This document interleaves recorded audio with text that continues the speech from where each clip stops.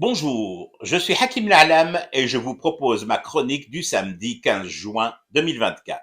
Elle s'intitule Le cauchemar de Momo Seds. Pourtant, c'était un matin banal. Rien ne laissait présager un tel choc. Le soleil s'était levé, comme il le fait tous les jours, aux aurores, même au-dessus des sinistrés non encore relogés du séisme de Marrakech. Les riades émergeaient à peine d'une nuit lourde de tentures et de vieilles tentes bruissant de leur chair flasque et aux apparences repues. Au palais, les gouvernantes, qui ne gouvernaient rien, sinon les silences des servantes et des jardiniers et des chauffeurs, sortaient la literie des frères Azaïtar et secouaient celle de Momo qui n'avait pas été secouée la nuit. Rien, je vous le dis, mais vraiment rien d'extraordinaire. Là où ça s'est soudain emballé, c'est lorsque le roi, l'émir des croyants et de la cabale associée, a fait ce qu'il fait tous les matins, avant même de prendre son petit déjeuner d'herbes fraîches coupées à l'aube. Se saisir de ses jumelles et sortir sur sa terrasse jonchée de mégots sans filtre. Là aussi, rien de bien extraordinaire. Tout le monde au palais, même l'étage réservé au Mossad, sait que Momo commence sa journée et la termine ainsi, en pointant ses jumelles sur la Désédie. Un tic hérité de son papa, Hassan II, lui-même l'ayant hérité de son aïeul, Lyoté. Des traditions familiales, quoi. C'est bien, les traditions familiales. Sauf que ce matin, en pointant ses jumelles en direction de cette contrée maudite de Désédie, Momo faillit s'étouffer et la pompe installée lors de sa dernière virée hospitalière en France s'est emballée, menaçant de défoncer sa poitrine par ses battements. Il lui fallut s'accrocher, s'agripper dans un ultime réflexe au rebord de la terrasse pour ne pas basculer dans le vide. J'avoue qu'à ce niveau de l'histoire, tel que je vous la narre, j'étais un chouïa tenté de le laisser tomber en contrebas.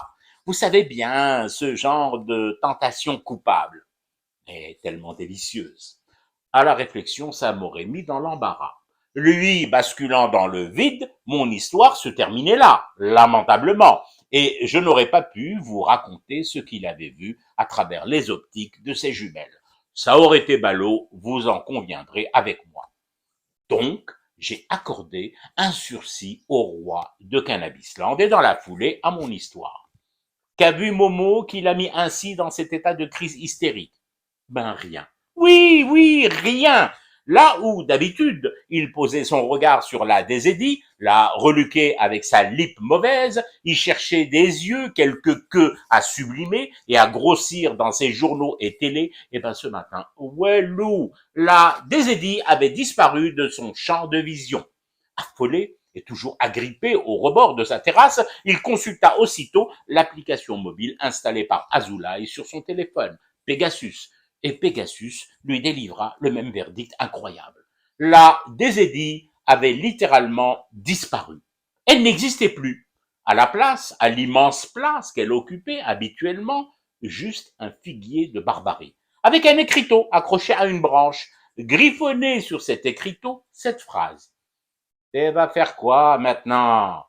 Et la question, cette question le secoua encore plus violemment, au point où les cris des gouvernantes affolées donnèrent l'alerte aux frères Azaïtar. Les experts en MMA et MMMs tentèrent vite un bouche à bouche, mais rien n'y fit. Le monarque, encore en vie, mais les yeux révulsés, répétait en boucle. On va faire quoi maintenant? Weshendiro! Il fallut bien aux Azaïtar arrêter leur bouche à bouche et leur massage cardiaque. D'abord parce qu'ils avaient les langues en feu, et ensuite parce qu'entre-temps, les locataires de l'étage du palais, réservé au Mossad, firent irruption sur la terrasse. Et ils demandèrent gentiment, mais fermement, aux frères Azaïtar d'aller voir ailleurs, au vestiaire, s'ils y étaient. Enfin seuls, les Mossadiens escamotèrent la paire de jumelles royales, la remplaçant par une autre en apparence identique, mais habilement bidouillée. Deux paires de claques sur les joues dociles de Momo, une picouse au bon endroit, un rail de pure blanche dans le nez, et hop, le roi était debout. Ils lui tendirent la paire de jumelles, jumelles des siennes, mais ça, il ne le saura jamais. Il les repointa dans sa direction de prédilection, vers son point focal obsessionnel. Et ouf, la désédie était de nouveau là, à sa place, au centre, bien au centre-est des préoccupations marocaines, Hamdoullah Waha et tout ce qui s'ensuit. L'alerte avait été chaude, se dirent en secret les agents de l'étage Mossad du palais. Le Maroc. Le Maroc vive sans l'Algérie. Bousbir n'ayant plus la désédie à se mettre sous sa dent chicotée. Temehboul, mais de quoi parlerait Omar Hillel à l'ONU? Et Baroueta, hein, Baroueta, il irait où pour chialer? Dans les jupes de l'Arja. Mais l'Arja est tombé, lui. Tombé où? Tombé d'où?